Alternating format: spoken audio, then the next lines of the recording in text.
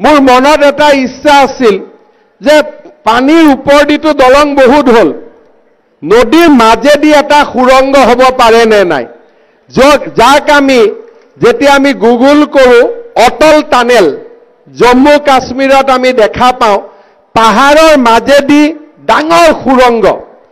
মোৰ মনত এটা ইচ্ছা আছিল যে ব্ৰহ্মপুত্ৰৰ তলেদি সুৰংগ হ'ব পাৰে নে নাই, য'ত ৰেলগাড়ীও যাব পাৰে আৰু মটৰ গাড়ীও যাব পাৰে, যিমান ওপৰত যেনেকুৱা তলত তেনেকুৱা। প্ৰথম ভাবি পেলাই ভাবিলো যে এইবোৰ কিয় ভাবিব লাগে, এইবোৰ সপোন দেখা কথা ভাবিব নালাগে, বাদ দিলো।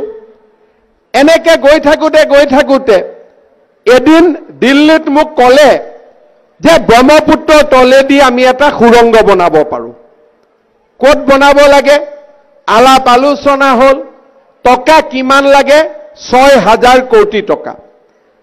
তলেদি গাড়ী যাব আৰু তলেদি সুৰংগত ৰেলগাড়ীও যাব, বেলেগে।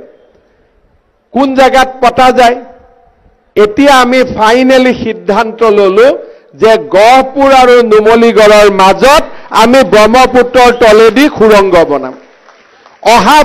অহা মাহৰ 4 তাৰিখে প্ৰথম টেণ্ডাৰ খুলিব ডিপিআৰ বনাৰ কাৰণে।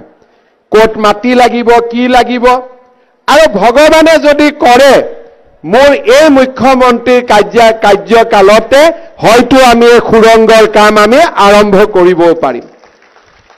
নৰেন্দ্ৰ মোদী ডাঙৰীয়াই ইতিমধ্যে তাৰ ফাইলত চহী কৰিলে যে ব্ৰহ্মপুত্ৰৰ তলত সুৰংগ হ'ব, নুমলীগড় গহপুৰ সংযোগী হ'ব আৰু ব্ৰহ্মপুত্ৰৰ উত্তৰ পাৰ আৰু দক্ষিণ পাৰত একেলগে ওচৰ চপাই অনা হ'ব।